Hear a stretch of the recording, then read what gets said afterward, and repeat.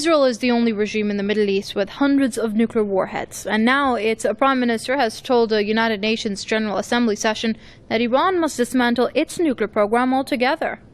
He talked a lot about WMDs in the Middle East without mentioning that Israel is the only one in the region that possesses all types of WMDs, but is not a party to any of the treaties banning them.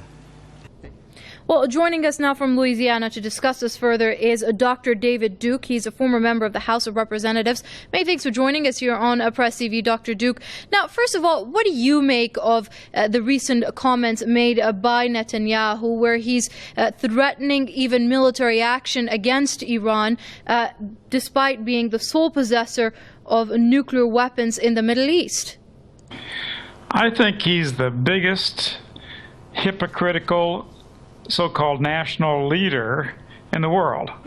It's unbelievable that he could stand up before the United Nations and the world and talk about Iran's nuclear program when he is sitting on hundreds of nuclear weapons, horrific biological weapons, including all kinds of viruses that are ethnically targeted, according to the Times and sources from Israel, and on chemical weapons.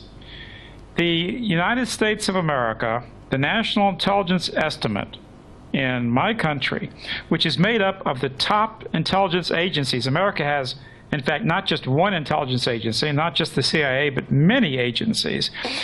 And this takes the top agencies of America, over a dozen, and they issued a formal report saying that Iran does not have any nuclear weapons program, period.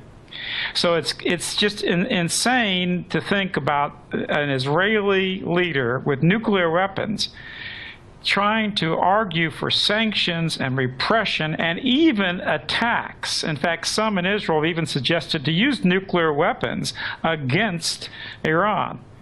The hypocrisy is amazing, but I can tell you something. I'm very heartened in one way, but that I think the world now is seeing Zio hypocrisy in all of its glory, in all of its clarity. And the Zio media doesn't know exactly how to handle it because they don't like this process. It's not simply the government of the United States that they dominate in terms of our policies. They dominate our media. They dominate the campaign financing of the Republican Democratic Party. They dominate the finances of the country, the World Bank, the International Monetary Fund, and of course the Federal Reserve, which impacts every currency in the world. They dominate these things, but they're finally, the people of the world are finally seeing the truth and the hypocrisy that exists in the Israeli or the Zionist position compared to Iran and compared with the rest of the world. Well, speaking of which, looking at the response from the Iranian side, where the representative to the UN has said that he has warned, in fact, Netanyahu against any miscalculation by planning to attack Iran. Do you think this lack of this hypocrisy and this awareness on the part of the world now, as far as Israel goes, will count towards this miscalculation on Israel's part? I don't know. What Netanyahu basically said, specifically, that if he would stand firm, meaning that he was definitely implying that Israel was going to strike Iran with a violent attack, and of course to attack nuclear reactors. And of course, these are, your program in Iran, of course, is for the production of legal nuclear usage for energy, for electricity. You've invested in the future of your country. You have uranium in your country, and you certainly want to process it. You don't want your country to be held hostage by other nations. And all signers of the Nuclear Non-Proliferation Treaty have a right to enrich uranium so they can use it as fuel. And there's no proof, there's no evidence whatsoever that Iran has stepped beyond that boundary, and even the United States government intelligence community admits this.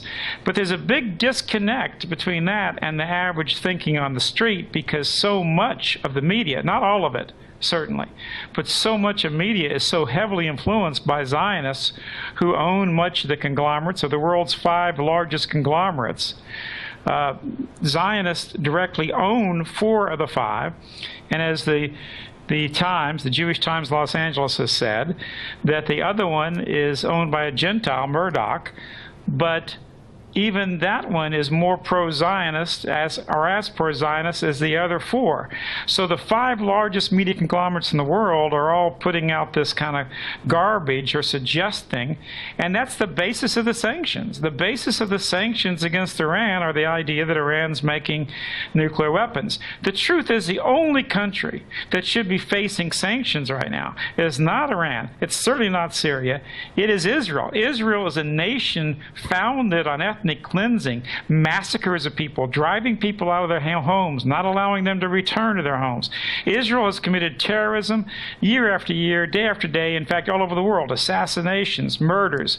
They've been involved in, of course, a lot of the bombings and everything in Iran itself and all over the Middle East. And there's a lot of evidence that Israel had a lot of foreknowledge, at least foreknowledge, about 9/11.